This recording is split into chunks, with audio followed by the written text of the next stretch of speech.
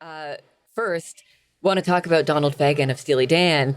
We're going to get to the song that you wrote together in a minute. And I know you are a big, big Steely Dan fan, right? Huge, Yeah. huge. But one thing I've noticed, I don't know if you've noticed this online, but Steely Dan are kind of having a resurgence. They've come up in a whole bunch of interviews I've done lately. St. Vincent talked about them being a big influence on her new album.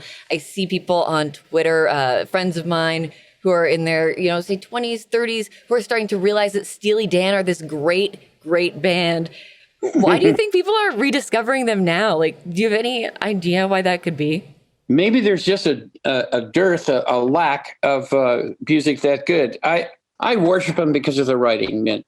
Donald and Walter were two of the best writers that ever laid a pen on paper. They're just incredible musicians and incredible poets, and they really, really did, my favorite music.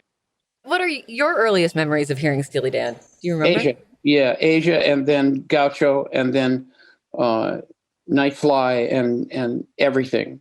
But Asia and Gaucho are in my top 10 records of my life, both of them.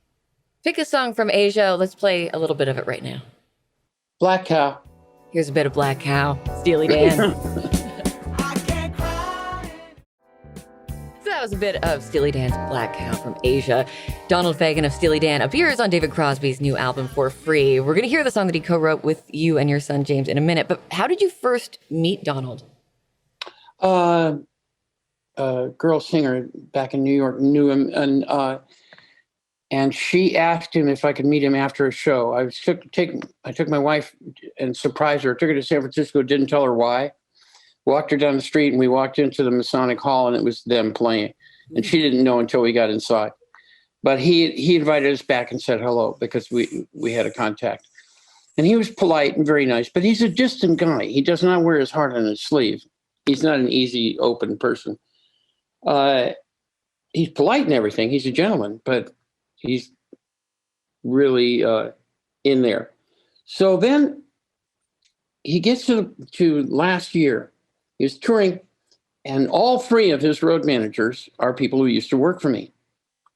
He comes to Santa Barbara and plays, and I'm there at the sound check, right? And they have told him, one of them has told him that I used to sing Home at Last with my band, with CPR, with my son. So he says, hey, I hear you sing Home at Last. Why don't you sing it tonight? And I said, no. Now the whole band starts laughing because nobody says no to Donald. And I said, I'm chicken. And then they really start laughing. I said, I'm not going to sing lead on your song in front of you in my hometown venue. I haven't sung in 10 years. I'm scared. I'm not going to do it. You can't make me. And I said, I'll sing the choruses with the girls in the back. And the girls cheered. Donald says, what do I have to do? Learn wooden ships? I said, you don't know wooden ships. He says, I can learn it in 3 minutes. It's only got 4 changes, for Christ's sake. So and now I know he's with me. That means he likes you. Okay. Right. If he's willing to mess with you, he likes you. So we kind of leave it at that point. Then a couple of nights later, at like 1 o'clock in the morning, which means it's 4 o'clock in the morning in New York, I get this text saying, man, Wooden Ships is a great song. Let's listen to it. This is a great song. I'm going to tell the band and the girls to learn it. Now I'm freaking out. He doesn't do that. I've never heard him play anybody else's music, ever.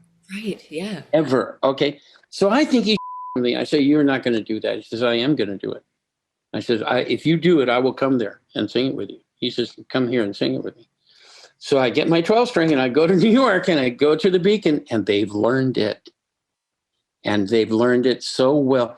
John is playing the guitar parts better than Stephen did. And Stephen's one of the best guitar players I know. It was stunningly good, right, at the sound check. So I walk on stage that night and the audience goes, whoa, we're really not expecting it.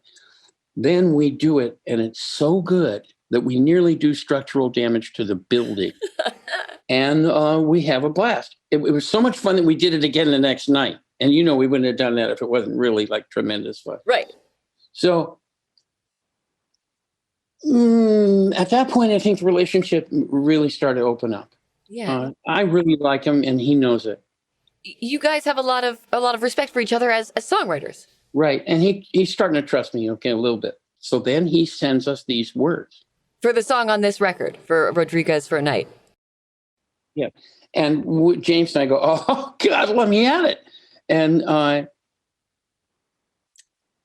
so glad he likes it. I'm so glad he likes it. Because we Steely Danned it right into the middle distance. We totally did. Oh, yeah. This song sounds like, if someone told me, imagine a song where David Crosby and Donald Fagen collaborate.